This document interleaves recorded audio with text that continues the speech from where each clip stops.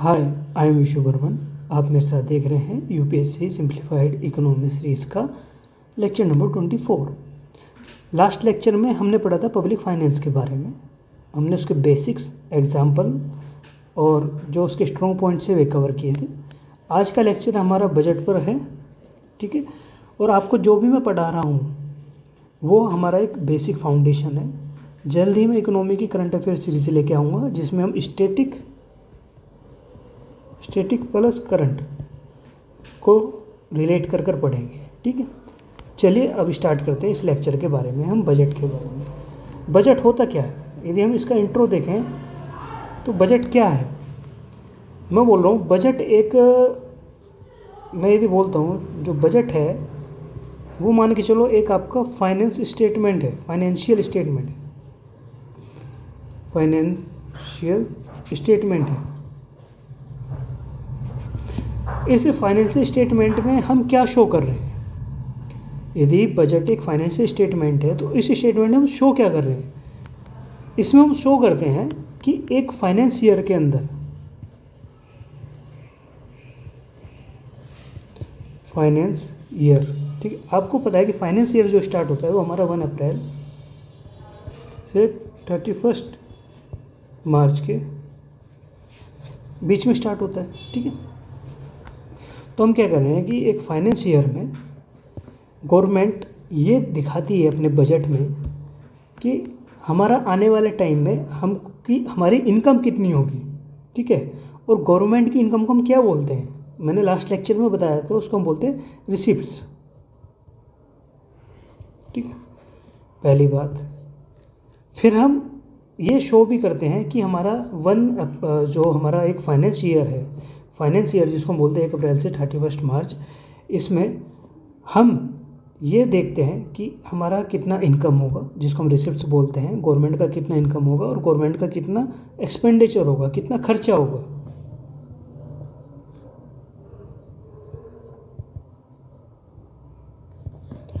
कितना एक्सपेंडिचर होगा, ठीक है।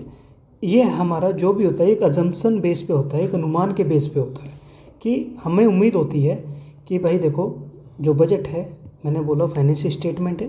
फाइनेंशियल स्टेटमेंट में गवर्नमेंट ये शो करती है कि हमारा जो अब अपकमिंग फाइनेंस ईयर है, क्योंकि बजट होता है फरवरी में स्टार्ट, किस में होता है, फरवरी में स्टार्ट होता है ना आपका बजट, ठीक है। जब आपका फेब में बजट स्टार्ट होता है तो आपने देखा होगा बजट पे डली रहती है। जैसे 2025 का बजट है तो उस पर क्या डला रहेगा, आपने देखा 2025-26 ये डला रहता है।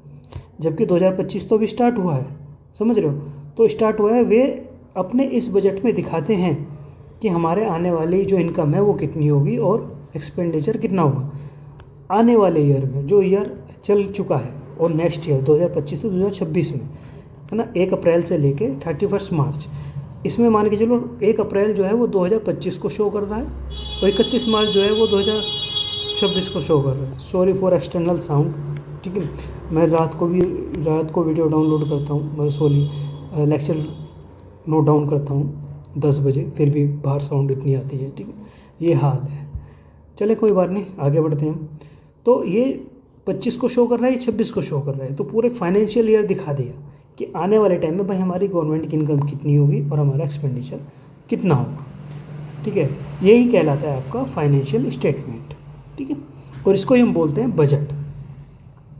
जो आपका फाइनेंस, और पूरी तरह से हम इसको बोल सकते हैं कि बजट को हम सिंपल लैंग्वेज में, बजट को ना एक बात ध्यान रखना, जो हमारा बजट है इसको इंडियन कॉन्स्टिट्यूशन में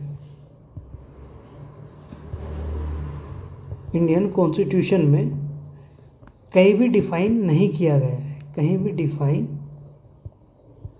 नहीं किया गया है। इनफैक्ट इंडियन कॉन्स्टिट्यूशन में बजट को बोला जाता है एनुअल फाइनेंशियल स्टेटमेंट।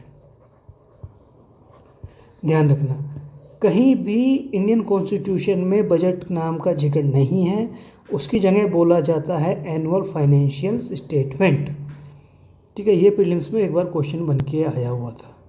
और जो ये एनुअल फाइनेंशियल स्टेटमेंट है, जिसको हम आम भाषा में बजट बोल रहे हैं, ये किस आर्टिकल के अंदर आता है, ये आता है आपका आर्टिकल नंबर 112 के अंदर। पहली बात तो ये है, ठीक है। आप लोग यहाँ तक समझ चुके हैं। मैंने एक अच्छे से आपको ब्रीफ में इंट्रोडक्शन दे दिया है कि बजट क्या होता है, और बजट को ही हम असली में एनुअल फाइनेंशियल स्टेटमेंट बोला करते हैं। और फाइनेंशियल स्टेटमेंट क्या होता है मैंने आपको बता दिया है यहाँ पे, कि जो भी एक साल के अंदर जो हमारा फाइनेंशियल ईयर है, वो फाइनेंशियल ईयर काउंट होता है 1 अप्रैल से लेकर 31 मार्च के बीच में, ठीक है। उसमें हम ये शो करते हैं अपने फाइनेंशियल स्टेटमेंट में कि हमारा जो रिसिप्ट्स है, जो गवर्नमेंट की इनकम है, ये गवर्नमेंट की इनकम है, वो कितनी होगी और हमारा खर्चा कितना होगा, ठीक है। चलिए, और एक बात ध्यान रखना, बजट को कहीं भी इंडियन कॉन्स्टिट्यूशन में डिफाइन नहीं किया गया है, उसकी जगह इंडियन कॉन्स्टिट्यूशन में यूज़ किया गया है एनुअल फाइनेंशियल स्टेटमेंट, जो आता है आर्टिकल नंबर 112 में, ठीक है। इतना समझ में आ गया।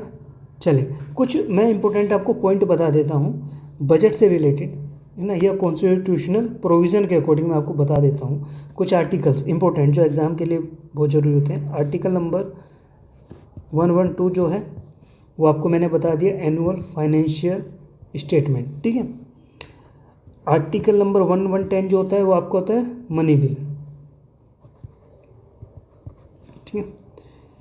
जो आपका आर्टिकल नंबर 113 होता है, ठीक है, जो आर्टिकल नंबर 110 है वो मनी बिल है। जो आर्टिकल नंबर 113 है वो उसमें आती है डिमांड फॉर ग्रांट्स।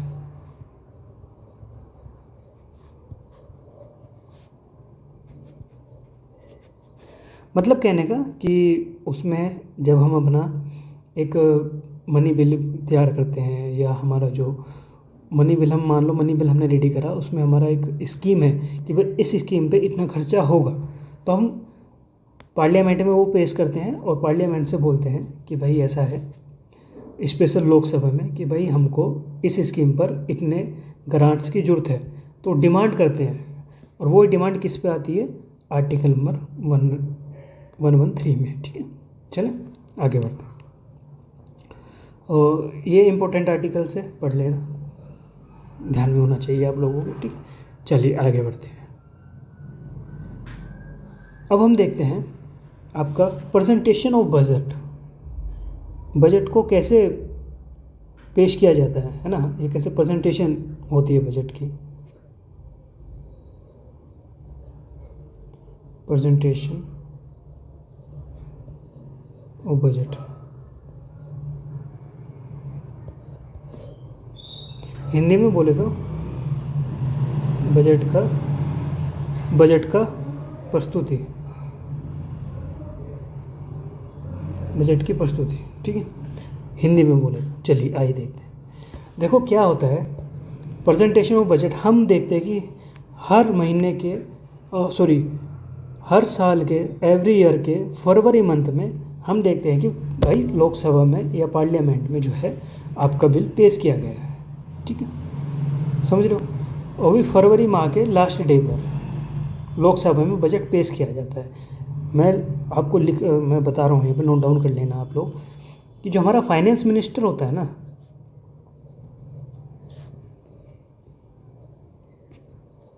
जो हमारा फाइनेंस मिनिस्टर होता है वो फेब के एंड डेट पर लोकसभा, कहाँ पर, लोकसभा, ना कि राज्यसभा नहीं, लोकसभा में किसको पेश करता है, बजट को। और मैंने क्या बताया, बजट की जगह क्या नाम होता है इंडियन कॉन्स्टिट्यूशन में, एनुअल फाइनेंस स्टेटमेंट, ठीक है, को पेश करते हैं। ये होता है प्रेजेंटेशन ऑफ बजट के बारे में, ठीक है। बट एक बात ध्यान रखना, इससे पहले यदि मान लो आपका इलेक्शन ईयर चल रहा है, ये एक नॉर्मल ईयर की बात हो गई, ये एक नॉर्मल ईयर की बात हो गई। बट यदि इलेक्शन ईयर चल रहा है कि मतलब नेक्स्ट ईयर इलेक्शन भी होना है और बजट भी पेश होना है, उसमें क्या होगा, उसमें बजट से पहले, आपके एनुअल स्टेटमेंट फाइनेंस से पहले हम अंतरिम बजट पेश करते हैं। कौन सा, अंतरिम बजट,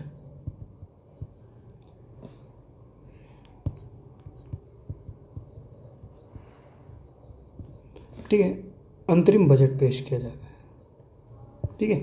अंतरिम बजट होता है कि भाई चुनाव के रिजल्ट से पहले पहले या नई सरकार बनने से पहले पहले जो वर्तमान की सरकार है वो अपना इतना बजट पेश कर दे कि बीच में काम ना रुके, जो भी हमारे प्रगति का काम है वो बढ़ता रहे। ठीक है, तो इसके लिए बोलते हैं इसको अंतरिम बजट। अब नॉर्मल ईयर में जैसे हम कोई भी एक बजट पेश करते हैं, जो हमारा एनुअल फाइनेंस स्टेटमेंट है जिसको हम बजट बोल रहे हैं, वो 2 पार्ट्स में डिवाइड होता है। वो कितने पार्ट्स में डिवाइड होता है? वो 2 पार्ट्स में डिवाइड होता है। मैंने बताया एक तो आपका रिवेन्यू, एक तो होता है आपका रिवेन्यू बजट,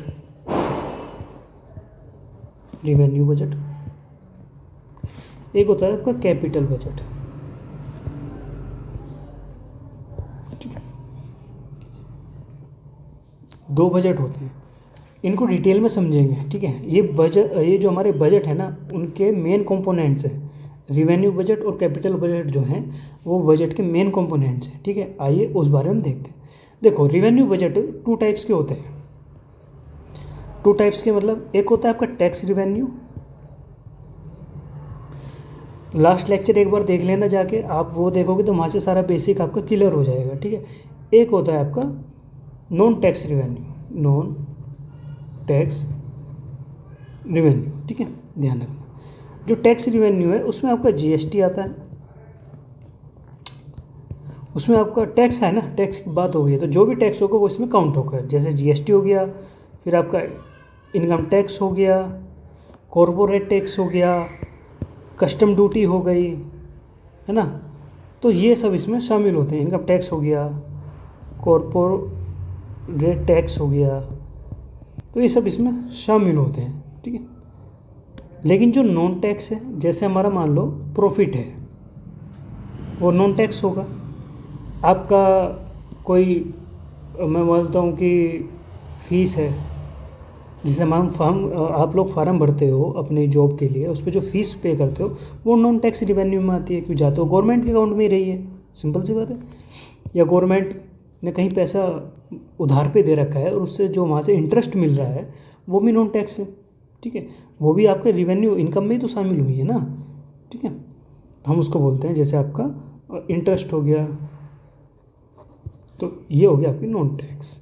ठीक है, वो क्या हो गया, ये आपके नॉन टैक्स हो गए। ठीक है, नॉन टैक्स रिवेन्यू हो गया और एक टैक्स रिवेन्यू हो गया। ये रिवेन्यू बजट के 2 पार्ट्स हो गए। अब कैपिटल बजट के देखते हैं। ठीक है, आइए, कैपिटल बजट में क्या होता है? कैपिटल बजट का मतलब होता है कि हम मान लो कोई चीज़ बना रहे हैं तो उससे, या हम कैपिटल बजट में हम देखते हैं कैपिटल रिसिप्ट्स के बारे में बात करते हैं। इसमें 2 चीज़ें आती हैं, सिंपल सी बात है, मैं 2 चीज़ें लेके चलता हूँ कैपिटल बजट में। एक तो आपकी होती है कैपिटल रिवेन्यू, एक होता है आपका capital expenditure. Capital revenue, capital expenditure. ठीक है, जो आपका कैपिटल रिवेन्यू है, ठीक है, वो कैसे, जैसे आपने कैपिटल रिवेन्यू में मान लो आपने किसी को, रिवेन्यू मतलब इनकम होती है गवर्नमेंट की। ठीक है, मान लो गवर्नमेंट ने किसी को लोन दिया, चाहे वो विदेश के किसी बैंक को दिया या विदेश की सरकार को लोन दिया। ठीक है, तो उससे हमें क्या मिल रहा है? उससे हमें बेनिफिट तो मिल रहा है ना, हमने किसी को कुछ दिया है, वहाँ से रिटर्न में कुछ हमको मिल रहा है। ठीक है, तो लोन कैपिटल रिवेन्यू है, क्योंकि वो हमको क्या दे रहा है, हम किसी को लोन दे रहे हैं तो हमको वो क्या दे रहा है, वो हमको इंटरेस्ट दे रहा है। ठीक है, ठीक है, तो कैपिटल रिवेन्यू में लोन हो गया। ठीक है, जिनको हमने लोन दिया, या हमने किसी को उधार दिया, बोरोइंग। ठीक है, वो कैपिटल रिवेन्यू में हो गया। या डिसइन्वेस्टमेंट करा, डिसइन्वेस्टमेंट क्या करा, डिसइन्वेस्टमेंट का मतलब, एक बात का ध्यान रखना, मैंने आपको बताया जो नॉन टैक्स रिवेन्यू है, जो रिवेन्यू है, रिवेन्यू बजट की बात कर रहा हूँ, रिवेन्यू बजट में जो इंटरेस्ट है, ठीक है, वो हो गया आपका नॉन टैक्स रिवेन्यू। बट जो कैपिटल बजट में जो लोन है वो कहलाता है आपका कैपिटल रिवेन्यू। ठीक है, ध्यान रखना, लोन जो आएगा वो आएगा कैपिटल रिवेन्यू में, और इंटरेस्ट जो आएगा वो आएगा नॉन टैक्स रिवेन्यू में। ठीक है, डिसइन्वेस्टमेंट का मतलब डिसइन्वेस्टमेंट का मतलब होता है, मान लो हमारी कोई कंपनी है गवर्नमेंट की, मान के चलो, अब मैं आपको बोलता हूँ कि गवर्नमेंट की एक BEL कंपनी है, भारत इलेक्ट्रॉनिक लिमिटेड कंपनी है। यदि गवर्नमेंट इसको बेच देती है, क्या कर देती है, बेच देती है, बेच देने पर जो भी हमको कैश मिलेगा, ठीक है, या जो भी हमको मिलेगा इसे बेचने के बाद, वो कहलाता है आपका डिसइन्वेस्टमेंट। क्योंकि हमने किसी अपनी एक गवर्नमेंट PSUs या किसी कंपनी को बेच दिया है, बेचने के बाद हमसे जो पैसा मिला, जो भी हमको इनकम मिली, वो काउंट होगी आपकी कैपिटल रिवेन्यू में। क्योंकि एक कंपनी क्या होती है, वो कैपिटल ही तो है ना, तो सिंपल सी बात है, वो होगी आपकी डिसइन्वेस्टमेंट। ठीक है, चले अब बात करते हैं कैपिटल एक्सपेंडिचर के बारे में, कि कैपिटल एक्सपेंडिचर क्या है। ठीक है, इस बारे में हम बात कर रहे हैं। देखो, कैपिटल एक्सपेंडिचर, मान लो हमें किसी भी प्रॉपर्टी का, मान लो किसी भी एसेट का, ठीक है, हम किसी भी एसेट को बना रहे हैं, ठीक है, या उसको बना रहे हैं, वो कहलाता है आपका एक्सपेंडिचर। सपोज दैट मैंने एक मशीन मंगाई किसकी, ऑयल को फ़िल्टर करने की, क्रूड जो ऑयल है हमारा, जो पेट्रोल है जिसको हम बोलते हैं, उसको फ़िल्टर करने की जो मशीन मंगाई है। अब यहाँ देखो, ये थोड़ी जगह छोटी हो गई है ना, मैं यहाँ आपको समझा देता हूँ कैपिटल एक्सपेंडिचर के बारे में। ठीक है, ये मान के चलो, कैपिटल एक्सपेंडिचर क्या है, इसमें आता है आपका पहला, किसी भी एसेट का बनना। जैसे मान लो मुझे पता चला कि भाई बाहर विदेश में एक मशीन, मान लो हमने एक मशीन बनाई, क्या बनाई, हमने एक मशीन बनाई। ये मशीन क्या कर रही है, ये पेट्रोल को फिल्टर करती है, फिल्टर कर रही है पेट्रोल को। ठीक है, हमने इसको बनाने में जो भी एक्सपेंडिचर किया है, जो भी खर्च किया है, वो क्या कहलाता है, आपका कैपिटल एक्सपेंडिचर कहलाता है। आप मान लो आप कोई ऑफिस बना रहे हो, समझ रहे हो, आप कोई ऑफिस बना रहे हो, वो भी क्या है, वो भी आपका कैपिटल एक्सपेंडिचर है, क्योंकि आपसे उसको बाद में इनकम होगी। सिंपल सी बात है, आपने कोई ऑफिस बनाया, लोग आएंगे, आपकी सुख सुविधा देखेंगे आपके ऑफिस की। ठीक है, लोगों को सुविधाएं होंगी आपके ऑफिस में आने की, सहूलियत होगी, काम आपका ज़्यादा बढ़ेगा, तो आपको क्या देगा, वो रिटर्न देगा। कैपिटल एक्सपेंडिचर में वो चीज़ आ जाएंगी जो आपको रिटर्न देती हो अच्छे लेवल पर। ठीक है, ये हो गया। ठीक है, कैपिटल व्यय में एक और चीज़ है, आपका जो लोन है, और लोन का जो भुगतान है, जो हमने लोन लिया था, हमने मान लो लोन लिया था, यहाँ तो हमने लोन दिया है, कैपिटल रिवेन्यू में लोन दिया है, कैपिटल एक्सपेंडिचर में लोन लिया है, और जब लोन लिया है तो जो भी हम इसका इंटरेस्ट पे करेंगे जिससे लिया है, उसको हम ब्याज भी तो देंगे ना, या लोन भी तो देंगे ना, जिससे लिया उसको तो हम पैसा देंगे वापस, और जिसको हम पैसा देंगे वापस, वही लोन आएगा किसमें, कैपिटल एक्सपेंडिचर में, ध्यान रखना। ठीक है, सिंपल सी बात मैं फिर बोल रहा हूँ आपको, कैपिटल एक्सपेंडिचर में मैंने आपको बता दिया है क्या क्या आएगा। कैपिटल एक्सपेंडिचर में आपका एक तो आपके एसेट का बनना, दूसरा हमारा जो लोन है उसको उतार देना, किसी देश से ले रखा है यदि हम उसको लोन दे रहे हैं, मतलब जिस देश से हमने लोन लिया है उसको हम रिटर्न कर रहे हैं वापस, कि भाई अब हमारा काम हो गया, आप अपने लोन का पैसा पकड़िए। तो वो जो पैसा आएगा लोन का, वो कहाँ आएगा, वो आएगा कैपिटल एक्सपेंडिचर में। ठीक है, चलिए आगे बढ़ते हैं।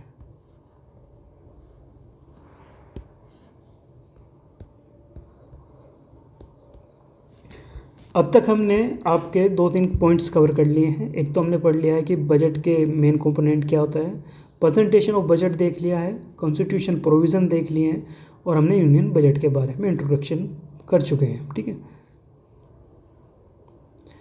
अब देखते हैं बजट मेकिंग प्रोसेस क्या है।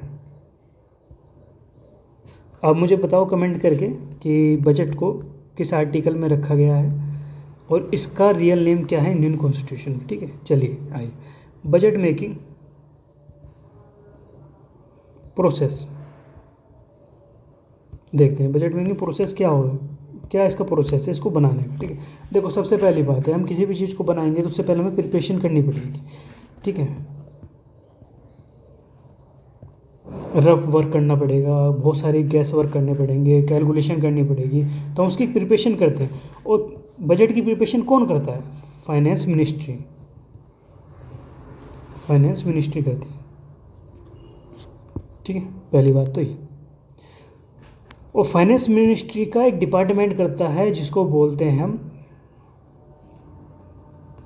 क्या, फाइनेंस मामलों का एक डिपार्टमेंट, ठीक है, समझ गए। चलिए आगे बढ़ते हैं। फाइनेंस मिनिस्ट्री करती है और उसमें भी एक डिपार्टमेंट है जिसको हम बोलते हैं वित्तीय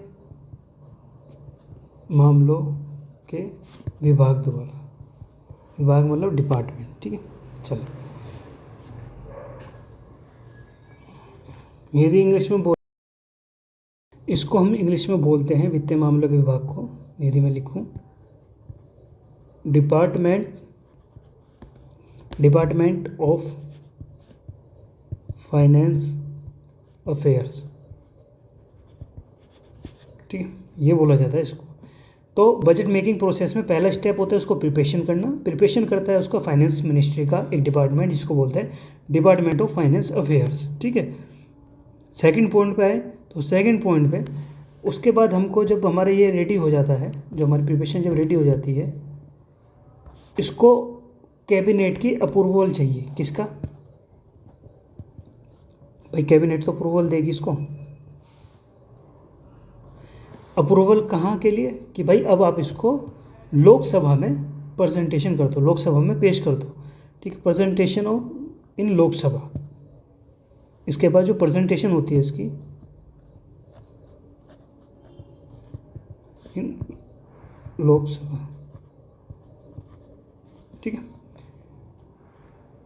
पहले स्टेप में हमने प्रिपरेशन देखा, सेकंड स्टेप में हमने देखा कैबिनेट अप्रूवल देती है कि हाँ भाई अब तुम इसको चेक करती है कैबिनेट अप्रूवल कि भाई जो आपने प्रिपरेशन की है डिपार्टमेंट ऑफ फाइनेंस अफेयर्स ने कि वो सही हुआ है, सही तरह से बना है उसका ढांचा या नहीं बना है।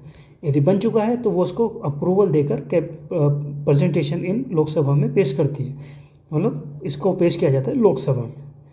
लोकसभा में पेश करने से पहले किसकी मंजूरी जरूरी है, कैबिनेट की, ठीक है, ध्यान। फिर जब पेश हो जाती है कोई चीज़, मान लो लोकसभा में हमने कोई चीज़ पेश कर दी है, उसको हमने प्रेजेंटेशन दे दिया, उस पर क्या होगी, चर्चा होगी, डिस्कशन होगा। इसके बाद उस पर होता है आपका पार्लियामेंट्री डिस्कशन,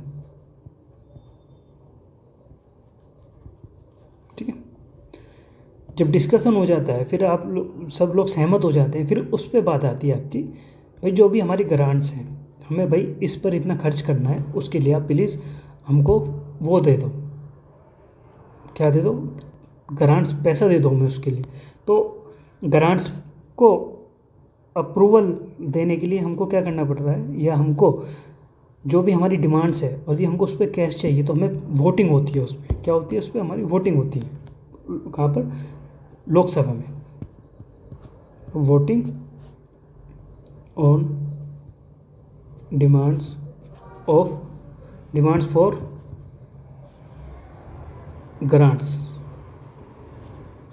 मतलब कहने का ये है कि मान लो बजट में एक योजना थी, जनधन योजना मान के चलो, अब बजट में मान लो जनधन योजना है और ये बजट 2014-15 का है क्योंकि जनधन योजना उस टाइम में आई थी। तो उस पर बोला कि भाई हमको 2000 करोड़ रुपए चाहिए, ठीक है, एक बजट में पेश थी 2000 करोड़ रुपए चाहिए।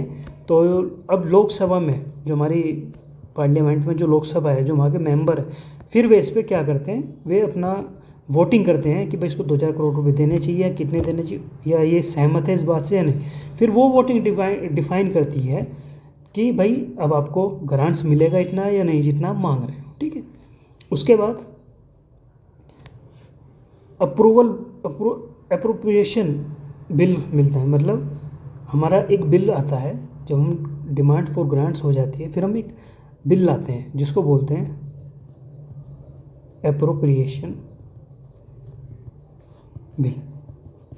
अब बोलोगे एप्रोप्रिएशन बिल मतलब जितना भी हमारा गवर्नमेंट एक्सपेंडिचर है उसकी अनुमति के लिए, भाई जितना भी सरकारी खर्च है, सरकारी खर्च मतलब भाई सैलरी हैं जो हमारे गवर्नमेंट एम्प्लॉय हैं उनकी सैलरी है, ठीक है, और भी सरकारी खर्च हैं, है ना। तो उन सरकारी खर्चों को पूरा करने के लिए हम लाते हैं एप्रोप्रिएशन बिल, ठीक है। फिर एक बिल लाते हैं एक और लास्ट में जिसको हम बोलते हैं फाइनेंस बिल। अब कहोगे सर फाइनेंस बिल, इस बिल में हम अपने टैक्स में चेंज इन टैक्स करते हैं, ठीक है, जो बिल आते हैं ये वो लाते हैं फॉर टैक्स चेंजिंग।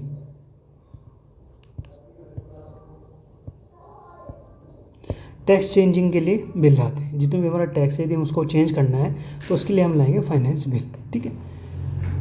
ये हो गई आपका एक प्रोसेस हो गया, ठीक है, बजट मेकिंग प्रोसेस हो गया कि बजट बनाने के लिए सबसे पहले हमको प्रिपरेशन करनी पड़ेगी, एक ढांचा एक खाका तैयार किया जाएगा डिपार्टमेंट ऑफ फाइनेंस अफेयर के द्वारा, और डिपार्टमेंट ऑफ फाइनेंस अफेयर आता है फाइनेंस मिनिस्ट्री के अंडर, ठीक है। उसके बाद उसको कैबिनेट अप्रूवल देगा, कैबिनेट के अप्रूवल के बाद हम इसको पेश करेंगे लोकसभा, लोकसभा इस पर डिस्कशन करेगी, पार्लियामेंट डिस्कशन होगा कि ये भाई इसकी क्या ज़रूरत है, यदि ये स्कीम ला रहे हैं तो ये क्यों ला रहे हैं, क्या पहली वाली स्कीम वो काफ़ी नहीं थी, तो इस बारे में ऐसे डिस्कशन करेंगे।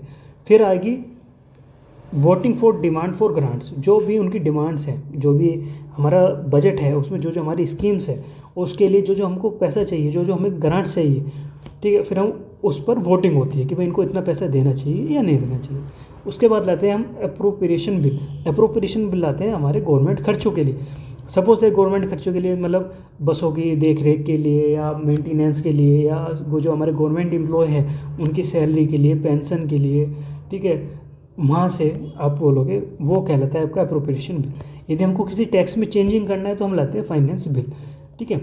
तो ये एक पूरा प्रोसेस हो गया बजट मेकिंग प्रोसेस, ठीक है। आइए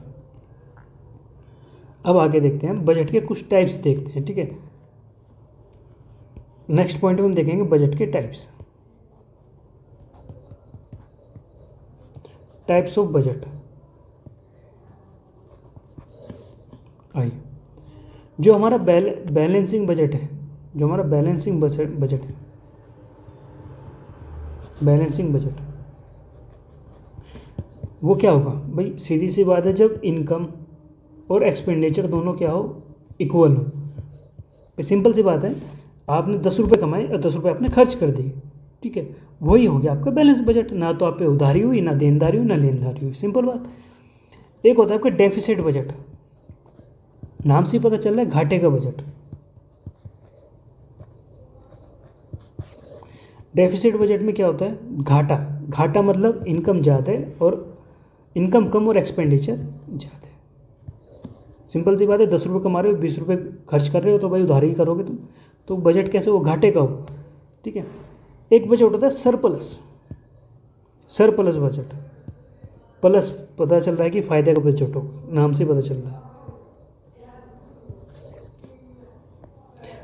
इस बजट में इनकम हाई होती है, एक्सपेंडिचर कम होते हैं। 10 रुपये कमा रहे, 5 रुपये खर्च कर दिए, सिंपल बात, ठीक है। एक होता है outcome budget, outcome budget, outcome budget मतलब हमारे जितने भी गवर्नमेंट के प्रोग्राम हैं, आउटकम बजट जो होता है वो गवर्नमेंट के जितने भी प्रोग्राम हैं, ठीक है, उनके जो भी रिजल्ट है उस पर वे क्या करते हैं, फोकस करते हैं, उस पर क्या करते हैं, फोकस करते हैं, ठीक है। आउटकम बजट वो बजट होता है गवर्नमेंट का जितना भी प्रोग्राम चल रहा है और उसका जो भी हमको रिजल्ट मिल रहा है, चाहे पॉजिटिव चाहे निगेटिव हो, उस पर वो फोकस करता है और वही बजट कहलाता है आपका आउटकम बजट, ठीक है। चलिए, कुल मिला के मैंने आपको ये सारी चीज़ें समझाई हैं। अब हम देख रहे हैं बजट घाटे, डेफिसिट। बजट डेफिसिट क्या होता है, एक बजट डेफिसिट जो है वो अलग अलग उसमें टर्म शामिल होती हैं, हम उनको कवर करेंगे। आइए, बजट डेफिसिट चलिए देखते हैं। जैसे आपका फिजिकल डेफिसिट क्या होता है, फिजिकल डेफिसिट मतलब राजकोषीय, फिजिकल का मतलब राजकोषीय, जो भी सरकार का जो कोष है, धन का जो फंड है जो भी सरकार का, वो कहलाता है आपका फिजिकल, ठीक है। फिजिकल डेफिसिट कैसे होगा, सिंपल सी बात है, जितना भी आप उससे जो भी गवर्नमेंट का सरकारी खजाना है ना, सरकारी खजाना मान के चलो या उनका धन मान के चलो, जो सरकारी धन है उसके, उसमें से जितना भी टोटल एक्सपेंडिचर है, क्या है, टोटल एक्सपेंडिचर है, उसमें से घटाएंगे हम आपका टोटल रिसिप्ट्स जो हमको मिली हैं, जो भी हमारी इनकम है, टोटल रिसिप्ट्स, और टोटल रिसिप्ट्स में अभी मैं आपको ना यहाँ समझाता हूँ। जितना भी फिजिकल डिफिसिट है, ठीक है, उसको हम बात कर रहे हैं। राजकोषीय घाटा बोलते हैं हिंदी में, इसको क्या बोलते हैं? राजकोषीय घाटा, ठीक है, उसके बारे में बात कर रहे हैं। ध्यान दो, जितना भी हमारा इसमें से टोटल एक्सपेंडिचर हुआ है, जितना भी हमने खर्च किया है सरकारी खजाने में से, उसमें से हम घटाएंगे आपकी कि हमको सरकारी खजाना में हमारा जुड़ा कितना था, हमारी इनकम कितनी हुई थी, ठीक है। तो टोटल रिसिप्ट्स में से घटाएंगे माइनस हमारा जो उधार है, जो बोरोइंग है, मैं हिंदी में लिख देता हूँ, जितनी भी उधारी है, ठीक है। मतलब कहने का ये है कि हमने खर्च करे 20 रुपये, ठीक है, उसमें से हमने घटाई क्या, हमारी जो इनकम हुई वो हुई 10 रुपये, और हमारी उधारी हुई 2 रुपये। उधारी का पैसा दिया हमने, किसी से उधार लिए थे 2 रुपये पहली बार, ठीक है, और हमारी तो इनकम हुई थी 10 रुपये, तो बची कितनी हमारे पास 8 रुपये। 20 रुपये में से हमने दिए 8 रुपये खर्च करें, और 8 रुपये हमारी मतलब बचे हैं, और 8 रुपये में से हमने 20 रुपये खर्च कर दिए, तो हम माइनस के 12, मतलब 12 किसके, माइनस के, मतलब हम घाटे में। तो ये कहलाता है आपका फिजिकल डेफिसिट, ठीक है। समझ रहे हो मेरी बात? सिंपल एक एग्जांपल और लेके चलता हूँ। सपोज दैट 50 करोड़ का गवर्नमेंट ने एक्सपेंडिचर करा, क्या करा, एक्सपेंडिचर टोटल, ये फाइनेंशियल ईयर में टोटल 50 करोड़ रुपए का एक्सपेंडिचर करा गवर्नमेंट ने, ठीक है। और हमको टोटल जो रिवेन्यू मिला था माइनस करके, जो हमारा टोटल रिसिप्ट्स थी, जो भी हमारी टोटल रिसिप्ट्स थी, मतलब जो भी हमारे सरकारी खजाने में पैसा आया था, वो आया था आपका 20 करोड़ रुपए, ठीक है। और हमने मान लो यूएसए से जो उधारी ले रखी थी, बोरोइंग जिसको बोलते हैं, जो भी हमने उधारी ले रखी थी, वो ले रखी थी हमने, मान के चलो 10 करोड़ रुपए, तो हमने वो लौटा भी दी 10 करोड़ रुपए उन्हें ना, जो हमने उधारी ली थी वो हमें देनी है, ठीक है, तो हमने दे दिए। तो मतलब कहने का ये है कि 50 करोड़ तो हमारे ये हो गए जो हमने खर्च करे हैं देश में, ठीक है, किसी भी काम में, लेकिन हमने खर्च करे हैं, गवर्नमेंट ने खर्च करे हैं 50 करोड़ रुपए। मिले 20 करोड़ थे, उसमें से हमने 10 करोड़ दे दिए भाई, जिससे हमने उधार ली, तो बचा हमारे पास क्या, 10 करोड़ रुपए, ठीक है। तो हम देखो, बचा हमारे पास 10 करोड़ है, खर्चा कर रहे हैं 50 करोड़, तो हम कितने के घाटे में गए, 40 करोड़ के रुपए में, ठीक है। यही कहलाता है आपका फिजिकल डेफिसिट, FD इसको फिजिकल डेफिसिट, ठीक है। कहो तो मैं पूरा ही लिख देता हूँ, यही कहलाता है आपका फिजिकल डेफिसिट, ठीक है। चलिए, एक दूसरी टर्म होती है आपकी, मैंने पहली टर्म बता दी आपको, मैं यहाँ लिख देता हूँ, ये फिजिकल डेफिसिट है ना, पहली टर्म हो गई बजट डेफिसिट के बारे में। दूसरी टर्म होती है आपकी revenue deficit. Revenue deficit, revenue deficit में हमारा जितना भी रिवेन्यू एक्सपेंडिचर है, रिवेन्यू एक्सपेंडिचर जितना भी हमने खर्च किया है, दूसरी बात हमारी रिवेन्यू रिसिप्ट कितनी हुई है, रिवेन्यू रिसिप्ट, ठीक है, वो कहलाता है आपका रेवेन्यू डेफिसिट, ठीक है। दूसरी बात, एक टर्म होती है आपकी प्राइमरी डेफिसिट, ये तो आप समझ जाओगे, ये तो सिंपल है भाई, रेवेन्यू डेफिसिट मतलब रिवेन्यू एक्सपेंडिचर में से रिवेन्यू रिसिप्ट घटा दिया, बट ये थोड़ा आपको याद रखना पड़ेगा। फिजिकल डेफिसिट, फिजिकल डेफिसिट में टोटल एक्सपेंडिचर आएगा, टोटल रिसिप्ट, और उसमें से घटाएंगे जो आपकी बोरोइंग है, फिर इनमें से घटा के आपको मिलेगा ये जो फिजिकल डेफिसिट है। रेवेन्यू डेफिसिट मैंने बता दिया। अब हम बात कर रहे हैं प्राइमरी डेफिसिट के बारे में। क्या है प्राइमरी डेफिसिट, ठीक है, सिंपल सी बात है, जो भी हमारा राजकोषीय घाटा है, मतलब जो भी हमारा फिजिकल डेफिसिट है, फिजिकल डेफिसिट मैंने बताया था ना, ये वाला, ये फिजिकल डेफिसिट, ये फिजिकल डेफिसिट, ये इसमें से हम घटा देंगे क्या, जो भी हमारा हमने इंटरेस्ट दिया है, जिससे हमने उधार लिए थे, यदि हमने उनको उधार, इसमें से तो हमने उधार घटाया था, ठीक है, बट प्राइमरी जो डिफिसिट है उसमें हमसे हम क्या घटाएंगे, हम उसमें से एक तो आपका सिंपल बात है, जो हमारा फिजिकल डेफिसिट है उसमें से माइनस करेंगे हमने जो भी इंटरेस्ट पे कर रहा है, जिनसे हमने उधार लिया था, और हमने उस उधार का इंटरेस्ट भी तो पे किया है ना भाई। हमने मान लो 1 महीने के लिए उधार लिया है और 1 महीने बाद हमने उनका उधार उतार भी दिया, तो बट 1 महीने का जो हमें ब्याज हम पे लगा था वो भी तो हमको देना है ना, ठीक है। तो प्राइमरी डेफिसिट में, फिजिकल डेफिसिट में से ही माइनस किया जाएगा आपका इंटरेस्ट पेमेंट, ठीक है। यही कहलाता है आपका फिजिकल डेफिसिट, ठीक है।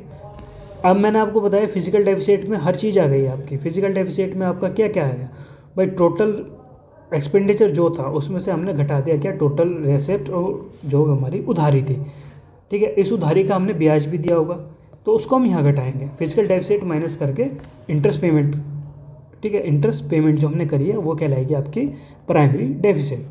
अब बात समझ में आ गई। चले, यदि फिजिकल डेफिसिट 50 करोड़ 10 करोड़ है, मतलब 40 करोड़ था, 40 करोड़ है फिजिकल डेफिसिट, और इंटरेस्ट पेमेंट जो है 20 करोड़ है, दोनों को माइनस कर तो 20 करोड़ बचा, और ये 20 करोड़ आपका क्या है प्राइमरी डेफिसिट, ठीक है। चलिए आइए,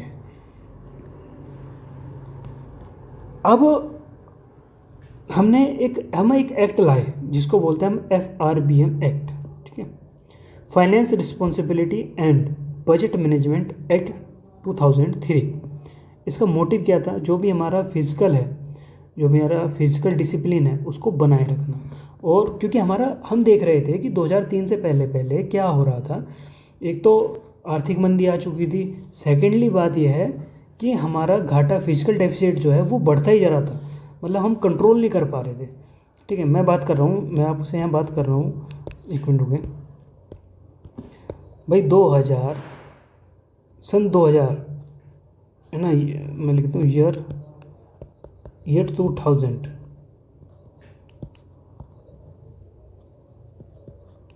ईयर 2000 के आसपास, साल 2000 छोड़ो ऐसे लिखता हूँ, 2000 ईयर की बात है कि हमारे यहाँ क्या हो रहा था, हम देख रहे थे कि हमारा फिजिकल डेफिसिट जो है वो बढ़ता ही जा रहा है। मतलब मैं मान के चलता हूँ कि जो हमारा ये ग्राफ है ना, ठीक है, तो हमारा जो फिजिकल डेफिसिट है वो ऐसे इंक्रीज़ कर रहा था। क्या कर रहा था, फिजिकल डेफिसिट इंक्रीज़ कर रहा था। और फिजिकल डेफिसिट इंक्रीज़ करने का मतलब आप समझ रहे हो कि हम बहुत ज़्यादा घाटे में जा रहे थे। तो गवर्नमेंट ने एक कमेटी बनाई और विचार करा कि यार इसको कंट्रोल करने के लिए कुछ ना कुछ तो करना पड़ेगा। तो हम एक एक्ट लेके आए, उस कमेटी ने एक एक्ट बनाया, एक ढांचा तैयार किया जिसको बोलते हैं FRBM एक्ट 2003, ठीक है। सिंपल बोलें तो ये होता है आपका finance responsibility and budget management act 2003, ठीक है। इसका मोटिव क्या था भाई, इस बजट का मोटिव मैंने क्या बताया भाई, फिजिकल डेफिसिट रोकना ही होगा, सिंपल सी बात है, क्योंकि बहुत ज़्यादा बढ़ रहा था। तो इसका मोटिव था फिजिकल डेफिसिट को कम करना, ठीक है, या कंट्रोल करना, इनका था, ठीक है। दूसरा, ये तो इनका मोटिव था, तो इसलिए इन्होंने क्या बनाया, इस एक्ट में टारगेट लाए गए। क्या लाए गए, टारगेट्स लाए गए। जैसे सीधी सी बात, इन्होंने बोला भाई देखो हमारे टारगेट्स ये हैं इस एक्ट के थ्रू कि हमारा जितना भी फिजिकल डेफिसिट होगा वो जीडीपी के 3% से कम होगा। हमारी जो इंडिया की जीडीपी है, ठीक है, उसका 3% से क्या होगा, वो कम होगा, ठीक है। पहली बात तो ये टारगेट था, ठीक है। दूसरा टारगेट इन्होंने रखा कि जितना भी हमारा रिवेन्यू डेफिसिट है वो बराबर रखेंगे हम जीरो पे, ठीक है। जो फिजिकल डेफिसिट है वो जीडीपी का 3% से कम होना चाहिए, और जो रिवेन्यू डेफिसिट है वो जीरो होना चाहिए। ये इस एक्ट की खासियत थी, जिसको बोलते हैं physical responsibility and budget management act 2003। इसलिए लाया भी इसलिए गया था क्योंकि हमको हमारा भाई 2000 के आसपास फिजिकल डेफिसिट बहुत ज़्यादा तेज़ी से बढ़ रहा था, उसको कंट्रोल करने के लिए हम ये एक्ट लाए, ठीक है। क्योंकि एक्ट आएगा, कानून आएगा, तो उसके हिसाब से काम होगा। एक बात ध्यान रखना, हमारा जब कोविड 19 में आया, जब कोविड 19 बोलते हैं 2019, तो हमारी सिचुएशन ख़राब होने लगी क्योंकि मार्केट बंद होने लगी। जब मार्केट बंद होने लगी तो रिवेन्यू तो हमारा मिल नहीं, रिसिप्ट तो हमारे आ नहीं रहे, इनकम हमारी हो नहीं रही।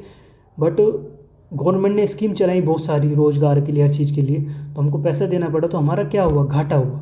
इनकम कम हो गई लेकिन हमारा जो एक्सपेंडिचर है वो हाई हो गया। ठीक है, आपने देखा होगा उस टाइम बहुत सारी योजना चली, जब पोषण योजना हुई या अन्य योजना हुई, अन्नदाता योजना हुई, तो इनकम तो थी नहीं उस टाइम, मार्केट ऑफ थी, बट एक्सपेंडिचर हाई हो रहा था। तो अब उससे हुआ क्या, हम चले गए फिजिकल डेफिसिट में। ठीक है, उस टाइम भी ये FRBM थोड़ा सा जो एक्ट है वो हमारे काम नहीं आया, क्योंकि उस टाइम सिचुएशन बहुत अलग थी कोविड-19 के तहत। ठीक है, आइए आगे बात करें। अब मैंने आपको यहाँ पर हर चीज़ बता दी है। ठीक है, अब देखो दूसरी बात है ना, आप एक बात देखो, अब हम बजट के बारे में इतना कुछ पढ़ चुके हैं, तो मैं आपसे क्वेश्चन करता हूँ कि भाई इम्पोर्टेंस ऑफ बजट क्या है। इम्पोर्टेंस ऑफ बजट क्या होता है? इम्पोर्टेंस ऑफ बजट कोई बताएगा? ज़रा सोचो, मैं थोड़ा पानी भी लेता हूँ। देखो, इम्पोर्टेंस बजट की जो इम्पोर्टेंस है जो बजट का, वो ये है कि जो भी हमारी इकोनॉमी पॉलिसी हैं उनको डायरेक्शन देता है। सपोज दैट आपका यदि फिजिकल डेफिसिट इंक्रीज़ हो रहा है तो हम क्या करेंगे, अपना एक्सपेंडिचर कम कर देंगे। ये हमको कौन बता रहा है कि हमारा फिजिकल डेफिसिट ज़्यादा हो रहा है? बजट ही तो बता रहा है ना, सिंपल सी बात है। ठीक है, जब हमको बजट बता रहा है कि भाई फिजिकल डेफिसिट ज़्यादा हो रहा है तो हम क्या करेंगे, हम एक्सपेंडिचर कम कर देंगे, तो हमारा डेफिसिट जो है वो कम हो जाएगा। ठीक है, तो इकोनॉमी पॉलिसी बनाने के काम आएगा, उसको डायरेक्शन देता है हमारा बजट। ठीक है, दूसरी बात, जो भी हमारे रिसोर्सेज हैं उनको, उनका जो डिस्ट्रीब्यूशन है वो राइट डायरेक्शन में हो रहा है या नहीं हो रहा है, वो भी बताता है आपका बजट। सपोज दैट हम एक योजना लेके आए, योजना पोलियो भगाओ। ठीक है, और हमको पता है कि पोलियो है वो इंडिया से गायब हो चुका है, समझ रहे हो, फिर भी हम ले आए क्या, पोलियो भगाओ स्कीम, उस पर हमने एक्सपेंडिचर करा। तो ये बता रहा है कि भाई जो हमारा डिस्ट्रीब्यूशन है किसी भी रिसोर्सेज पे वो गलत हो रहा है। हम पोलियो वाले रिसोर्सेज पे मान लो पोलियो की मेडिसिन बनाएंगे, सब बनाएंगे, ठीक है, बट क्या हो रहा है, पोलियो तो चला गया इंडिया से। तो हमको कौन ये डायरेक्शन देगा, बजट देगा कि भाई जब है ही नहीं हमारे यहाँ पोलियो तो हम इस पर क्यों बनाएं, है ना। दूसरी बात है कि सपोज दैट आप इंडिया में कोई भी चीज़ मान के चलो कि आप रिसोर्सेज जो भी हैं आपके, मान के चलो गांव में, यदि मैं गांव में कहने लगा कि भाई हम तुम्हारे लिए एक स्कीम ला रहे हैं और उस स्कीम में ये होगा कि भाई जितना भी पढ़ा लिखा होगा आबादी गांव की, वो गांव में रोज़गार करेगा, हम उसकी कंपनी खोल के देंगे। जबकि हमको पता है कि गांव में पढ़े लिखे लोग जो है शहर में जा रहे हैं रोज़गार के लिए, तो हम कंपनी कहाँ लगाएंगे, शहर में तो लगाएंगे ना। तो अपना रिसोर्सेज सिटी में लगाएंगे, गांव में लगाएंगे, और सिंपल सी बात है शहर में लगाएंगे। तो रिसोर्सेज डिस्ट्रीब्यूशन को एक राइट डायरेक्शन देता है आपका बजट। ठीक है, दूसरी बात, हमारा इन्फ्लेशन कितना हो रहा है। इन्फ्लेशन के बारे में नहीं पता तो प्लीज़ लेक्चर नंबर 9 में जाके 9-8 के आसपास जाके देखिए, आपको उसमें मिल जाएगा इन्फ्लेशन के बारे में। इन्फ्लेशन और एम्प्लॉयमेंट जो है हमारा एम्प्लॉयमेंट है, ठीक है, उस पर कंट्रोल देता है। जब हमको पता चलता है कि यार एम्प्लॉयमेंट नहीं मिल रहा है, एम्प्लॉयमेंट नहीं मिलेगा तो क्या होगा, हमारी जो रिसिप्ट्स हैं, रेवेन्यू रिसिप्ट्स हैं वो कम हो जाएंगी, हमारी गवर्नमेंट की इनकम जो गवर्नमेंट की इनकम है वो भी कम हो जाएगी, क्योंकि एम्प्लॉयमेंट नहीं होगा तो प्रोडक्शन नहीं होगा, प्रोडक्शन नहीं होगा तो इनकम नहीं होगी, सिंपल सी बात है ना। तो ये तो मतलब ये सारी चीज़ें आपका जो बजट है वो एक उन सबको डायरेक्शन देता है। तो ये कहलाता है इम्पोर्टेंस ऑफ बजट। ठीक है, आज के लिए लेक्चर हम इतना ही रखते हैं, हमारा बजट भी कंप्लीट हो गया है, मैंने बेसिक चीज़ें आपको बता दी हैं। एक समरी लास्ट में बोलूँगा पूरे लेक्चर की कि बजट सिर्फ और सिर्फ एक डाटा नहीं है, इनफैक्ट ये एक गवर्नमेंट की जितनी भी प्राइमरी, ठीक है, गवर्नमेंट की जितनी भी प्राइमरी नीड होती हैं और जो भी हमारा देश का डायरेक्शन, जो हमारी कंट्री की जो डायरेक्शन है उसका एक मिरर है, सब कुछ ये दिखाता है। ठीक है, यही आपका बजट कहलाता है। और आज के लिए हम इस लेक्चर में इतना ही रखते हैं। आप सभी को मेरी तरफ से गुड नाइट। और प्लीज़ आपको मेरा लेक्चर अच्छा लग रहा है तो लाइक करें, शेयर करें एंड सब्सक्राइब करें। चलिए फिर मिलते हैं एक नेक्स्ट लेक्चर के साथ।